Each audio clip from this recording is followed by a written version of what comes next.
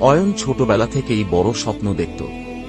তার ইচ্ছে ছিল একজন সফল উদ্যোক্তা হওয়া, কিন্তু মধ্যবিত্ত পরিবারে জন্ম নেওয়ার কারণে চারপাশের সবাই তাকে বলত, তোমার মতো সাধারণ ছেলের পক্ষে এটা সম্ভব নয়। ভালো একটা চাকরি খুঁজে নাও, স্বপ্ন দেখে লাভ নেই। কিন্তু অয়ন বিশ্বাস করত, যদি কেউ সত্যি চায় তবে সবকিছু সম্ভব। সে নিজের পরিকল্পনা তৈরি করল, একটি অনলাইন ব্যবসা শুরু করবে।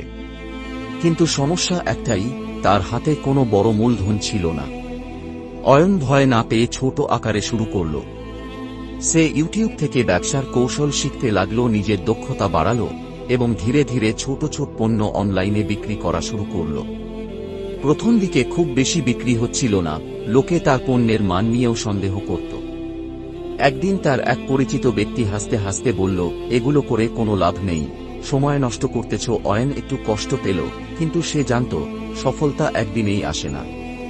সে আরও বেশি পরিশ্রম করতে লাগল, তার ব্যবসার গুণগত মান উন্নত করল এবং নতুন নতুন কৌশল প্রয়োগ করল। ধীরে ধীরে তার ব্যবসা বড় হতে লাগল। কয়েক মাস পর যখন সে তার প্রথম বড় লাভ পেল, তখনই সে বুঝতে পারল আত্মবিশ্বাসই তার সবচেয়ে বড় শক্তি ছিল। বছরখানেকের মধ্যে তার ব্যবসা অনেক বড় হয়ে গেল এবং যারা একসময় তাকে নিয়ে হাসাহাসি করত, তারাই এখন তাকে সফল উদ্যোক্তা হিসেবে সম্মান জানায়। অয়ন প্রমাণ করল, স্বপ্ন পূরণ করতে হলে প্রতিভার থেকেও বেশি প্রয়োজন আত্মবিশ্বাস, কঠোর পরিশ্রম আর ধৈর্য।